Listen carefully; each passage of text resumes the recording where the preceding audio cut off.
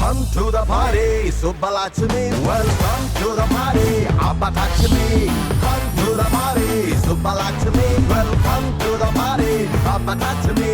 So come to the పార్టీలోని next ఏం చేయబోతున్నాం ఇప్పటిదా ఇంకా ఈ గేమ్ లో నువ్వా నేనా ఇవేం లేవు, మనమే బెస్ట్ అని చెప్పి వదిలేస్తా. కావాలంటే డిబేట్ కి వెళ్ళడానికైనా నేను సిద్ధం. డిబేట్ కి వెళ్ళాలని మీరే డిసైడ్ అయిన తర్వాత ఇంకా మనం వెనకాడడం దేనికి? ఆ డిబేట్ జరపడానికే ఒక వ్యక్తి ఇప్పుడు వస్తారు. ఆయన అడిగే ప్రశ్నలకి మీరు సమాధానం చెప్పండి. అప్పుడు ఎవరు బెస్ట్ అక్కడే తెలిపోతుంది. వీడు మరీ ప్రీ ప్లాన్డ్ గా ఉన్నారు వీళ్ళు. ఓకే చూద్దాం మరి డిబేట్ ఎలా జరిగిద్దాం. Let's start the debate.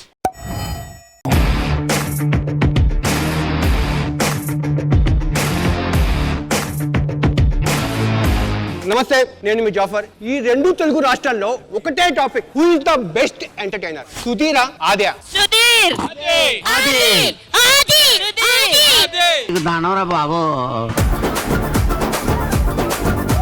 ఆదిని సుధీర్ని ఇక్కడ పిలిచే ముందు వీళ్ళని సపోర్ట్ చేస్తున్న ఆలీ గారిని ఇంద్రజ గారితో మనం ఇంటర్వ్యూ చేద్దాం.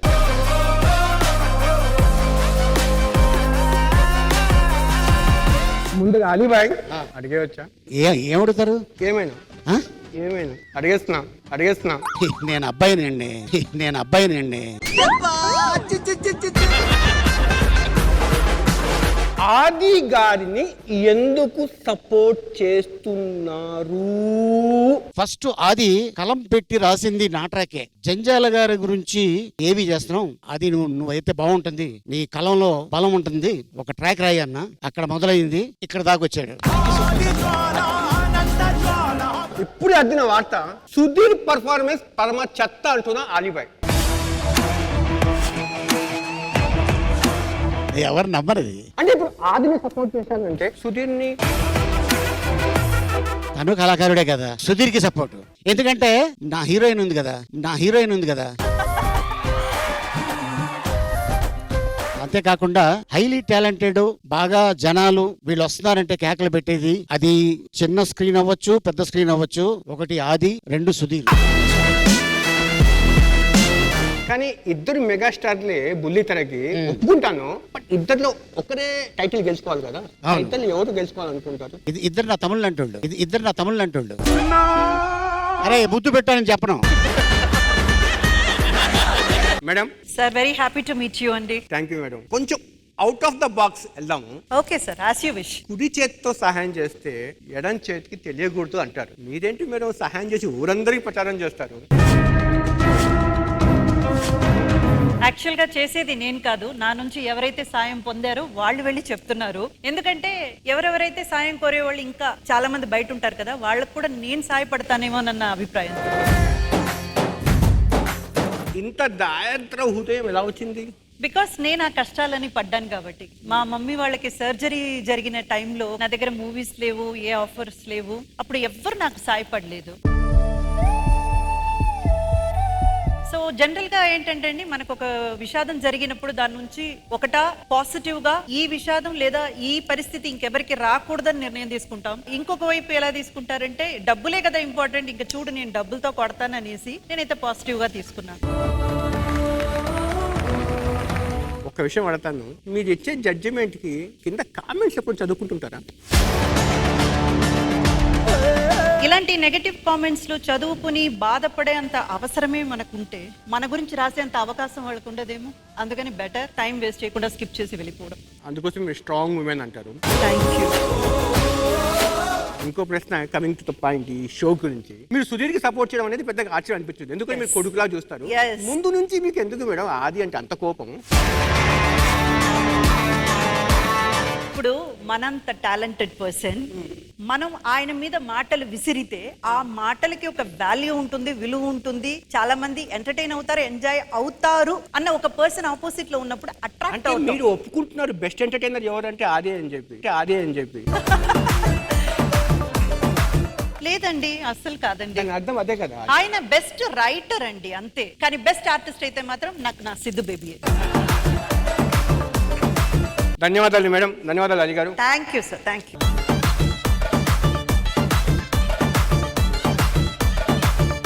బెస్ట్ ఎంటర్టైనర్ గా పోటీ పడుతున్న ఆది సుధీర్ ని ఇప్పుడు పిలుద్దాము. ఇప్పుడు దాకా నేను ఇంటర్వ్యూ పర్సన్స్ ని చేశాను కానీ పర్సనల్ గా చేయాల. ఇప్పుడు చేద్దాం.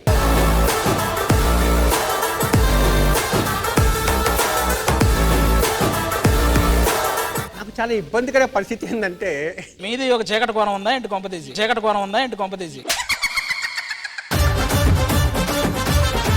సుధీర్ గారు సార్ ఈ ప్రశ్న నీకు చాలా మంది వేసి ఉంటారు కానీ జవాబు మాత్రం ప్రతిసారి కప్పతాడు సమాధానమే. ఏంటి సార్? సుధీర్ కి ఇప్పటి వరకు ఎంతమంది అమ్మాయిలతో పరిచయము, ఎంతమందిని ఫ్లడ్ చేశాడు? చెప్పరా, నీకు తెలుసుగా. ఏంటంటే అన్ని నంబర్లు నా దగ్గర ఉన్నట్టు అడుగుతా. తెలిసి నీ చెప్పు అంటున్నా. నీ దగ్గర ఎన్ని ఉన్నాయి ఏ చెప్పు అని. ఎందుకు ఆయనకే ఆ నంబర్లు పంపిస్తే లెక్కేసుకుంటాడు కదా. ఎలా కనిపిస్తుండ్రా నీకు? ఆది దగ్గర ఎందుకు ఉంటుంది ఇన్ఫర్మేషన్ ఇది? మాట్లాడుతున్నప్పుడు చూసాడు సార్ వారు. ఎంతమందిని? అది నాకు తెలియదు, నేను లెక్క పెట్టడం ఎప్పుడో మర్చిపోయాను. వాడే కౌంట్ చేస్తున్నాడు. మా అన్ని గ్రూప్ కాల్స్ సార్. అది అన్నగారు ఇంద్రజాత ఏంటి గొడవ మీకు? ఆవిడతో నాకు గొడవ ఉంటదండి. ఆవిడ జడ్జి, నేను టీమ్ లీడరో లేకపోతే కంటెస్టెంట్ గానో ఉంటాను. మీరు ఇద్దరు ఒకసారి పర్సనల్ గా గొడవ పడుతుంటే కనిపిస్తుంది. అది నచ్చిన వ్యక్తుల మధ్య ఉండే ప్రేమ. నచ్చిన వ్యక్తులతోనే ఎక్కువ. ఇప్పుడు ఒకసారి రోహిణిని కూడా నేను షోలో గట్టిగా అరిచేశాను, ఎందుకంటే నాకు ఇష్టమైన పర్సన్ కాబట్టి. అరిచేసిందంతా అరిచేసి ఇష్టమైన పర్సన్ అన్నాడు తర్వాత. అది ఒక్కొక్కసారి షోలో మనం వేసే పంచులు అవతల వాళ్ళ యొక్క మనోభావాలు దెబ్బతింటాయి. అదేం పట్టించుకునే పరిస్థితి కనిపించదా? ఏం ఉండవండి మన దగ్గర. మన ఏదైనా ముందు ప్రాక్టీస్ ఉంటుంది, వాళ్ళకి ఏం వేస్తున్నామో చెప్తాం. కొన్ని స్క్రిప్టెడ్ ఉంటాయి, కొన్ని స్పాట్లు వేసే ఉంటాయి. ఇప్పుడు నా టీం ఉన్నారు, 2 years అయింది నేను జబర్దస్త్ చేసి. కానీ ఈ 2 years లో నేను ఆపేసిన తర్వాత కూడా ఈ 5 ఆల్మోస్ట్ ఒక 4-5 ఈవెంట్లు కంటిన్యూగా చేసుకుంటున్నారంటే నేను పంచులేసి రిజిస్టర్ చేసిన విధానం కానీ స్టిల్ వాళ్ళందరికీ ఇండివిజువల్ గా ఒక గుర్తింపు వచ్చిందంటే బికాస్ ఆఫ్ పంచెస్. నాకు చాలా కాలంగా ఒక డౌట్ ఉంది, జడ్జిలు నవ్వుతారు కదా, అది కూడా స్క్రిప్టేనా? ఈటీవీలో జరిగే షోల్లో అయితే అలా స్క్రిప్టెడ్ నవ్వులు అయితే ఉండవు. డైలాగ్ ఏం పెద్దగా ఉండదు అక్కడ, జడ్జిలు హాహాహా నవ్వుతూ ఉంటారు కదా, ఇక్కడ నాకు కొంచెం మిస్ మ్యాచ్ అవుతూ ఉంటుంది. ఇదిగో ఇప్పుడు మీరు నవ్వుతూ అడిగారు కదా, ఇందులో విషయం లేదు, అయినా మీరు నవ్వుతూ అడిగారు. అది చాలా కీలకమైన ప్రశ్న. అది నాకు ఇటువంటి షోస్ లో ఇంటర్వ్యూ ఇస్తాడు, పర్సనల్ ఇంటర్వ్యూ. మీకు యూట్యూబ్ కి ఇచ్చి మీకు రేటింగ్ ఇచ్చే కంటే మిమ్మల్ని ఎక్కడికి తెప్పించి మేము రేటింగ్ తెచ్చుకోవడం మంచిది కదా అని.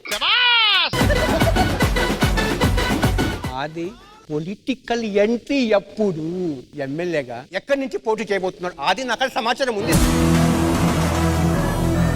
జిల్లా నుంచి పోటీ చేయడానికి సిద్ధంగా ఉన్నా అని చెప్పి మనసులో భావాన్ని పరోక్షంగా చెప్పిన అది. ఇప్పుడు వాళ్ళంతా మీటింగ్ పెట్టి నన్ను పిలిపిస్తారు. నాకు ఇందాక సుధీర్ చెప్పిన మాట ఏంటంటే త్వరలో ఎమ్మెల్యేగానో ఎంపీగానో పోటీ చేయబోతున్నాడు. మనం చెవిలో మాట్లాడుతున్నాం కదా, చెవిలో మాట్లాడు. అతను చేస్తున్నాడేమో.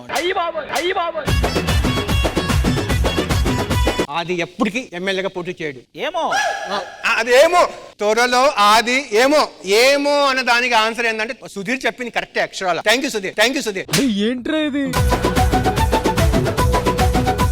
ఏమో అంటే అర్థం ఏంటి? What is the meaning of ఏమో? ఎందుకో ఏమో తొలి తిరిగాను మనసే. అదవచ్చు, లేకపోతే ఏమో. యాడ దొరికింది సంతరా ఇది?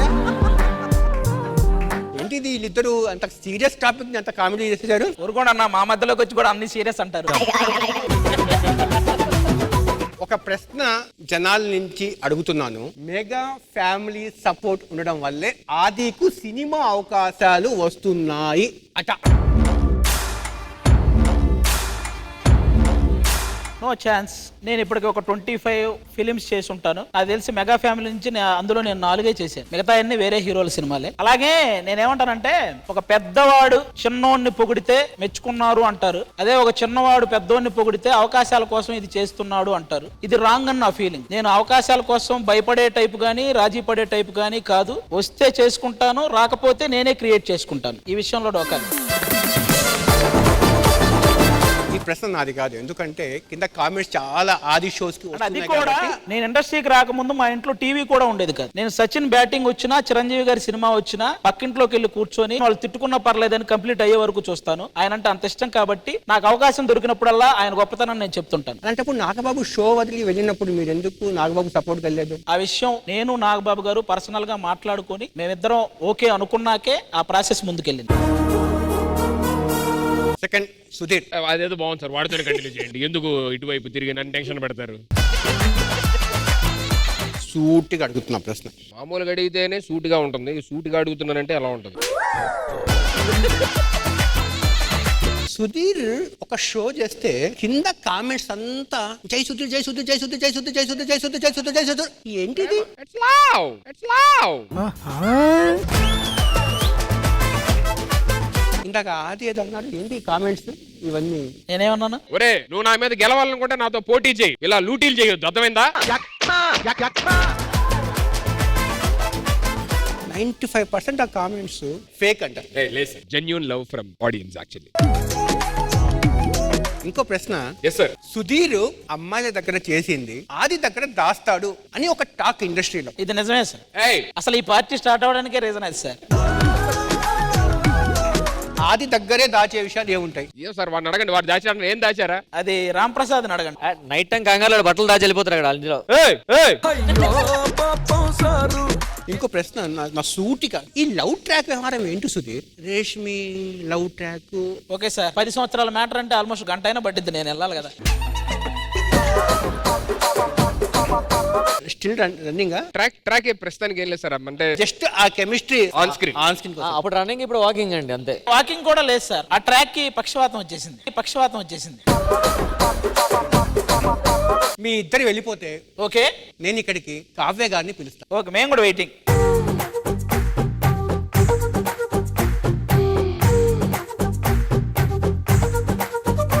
సుధీర్ పక్కన ఉండాలా? మనకు తెలిసిన లేడీసే సార్, అందుకే. ఈ మధ్య మీరు ఒక లవ్ ట్రాక్ నుంచి బయటకు ఉండాలా? నాకు ఇప్పుడే పరిచయం సార్, అందుకే కొంచెం రెస్ట్ తీసుకుంటాను. ఎందుకంటే వెంటనే మాట్లాడలేం కదా, కొంచెం ఆగి మాట్లాడతాను. ఈ మధ్య మీరు ఒక లవ్ స్టోరీ నుంచి బయటకు వచ్చారు అని అందరికి తెలిసిందే. పూర్తిగా బ్రేకప్ అయిపోయిందా? అయిపోయింది, ఏం లేదు, కంప్లీట్ గా కేమ్ అవుట్ ఆఫ్.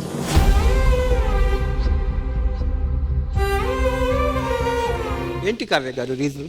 ఇప్పుడు నేను నాకు ఓకే కరెక్ట్ అనిపించిన రీజన్ చెప్తే అది అపోజిట్ వాళ్ళకి రాంగ్ అనిపించవచ్చు. సో వాళ్ళు చెప్పే రీజన్ నాకు రాంగ్ అనిపించవచ్చు. సో మనకి మన ఓన్ కొన్ని రీజన్స్ ఉన్నాయి. సో అందువల్ల వి పార్టెడ్ వే.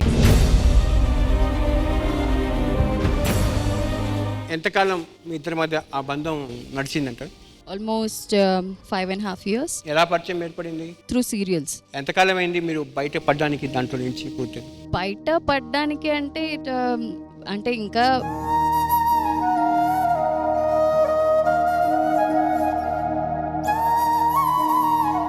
ఒకేసారి మేము బయట రాలేము. సో ఉన్నప్పుడు కూడా కొన్ని ఇష్యూస్ అన్నీ జరిగి అందులో నుంచి అంతా సర్దుకుని వచ్చేసరి ఆల్మోస్ట్ 1.5 years. కానీ ఏం జరిగినా జాఫర్ గారు, ఆ అమ్మాయి మళ్ళీ మామూలు అయిపోయి ఇప్పుడు ఆల్మోస్ట్ అన్ని షోలు చేస్తుంది, సీరియల్స్ చేస్తుంది, అందరినీ చాలా బాగా ఎంటర్టైన్ చేస్తుంది. తను ఏ పర్ఫార్మెన్స్ చేసినా కూడా 100% పెట్టి ఆ పర్ఫార్మెన్స్ చేస్తుంది అనమాట. సో ఆ విధంగా కావ్యాన్ని చూడడం మా అందరికి నిజంగా చాలా హ్యాపీ అనిపిస్తుంది. Thank you Kavya, thank you so much. Kavya గారు, ఇప్పుడు మీరు మళ్ళా బౌన్స్ బ్యాక్ అయ్యారు, స్ట్రాంగ్ ఉమెన్ గా నిలబడ్డారు. ఇలాంటి చాలా మంది జీవితాల్లో జరుగుతూ ఉంటది. వాళ్ళకి ఏం చెప్తారు యాక్చువల్ గా? నేను చెప్పేది ఒకటే, మనకి ఇది ఒకటే కాదు, మనకి మెయిన్ పేరెంట్స్ మా లైఫ్. మనల్ని నమ్ముకొని మన కోసమని మా పేరెంట్స్ ఉంటారు. మేము దీన్నే బాధపడుతూ దీన్ని గురించే ఆలోచిస్తూ మన లైఫ్ స్పాయిల్ అవుతూ ఉంటే వాళ్ళు కూడా చాలా బాధపడతారు మనం ఇలా అయిపోతుంటే. సో వాళ్ళ కోసమైనా స్ట్రాంగ్గా రావాలి మనం వెనక్కి, అండ్ వాళ్ళని మెయిన్ హ్యాపీగా చూసుకోవాలి అనేదే నా main motto. Thank you Jafar garu and thank you Kavya. Thank you Jafar garu. రండి, ఎలాగో పార్టీకి వచ్చారు.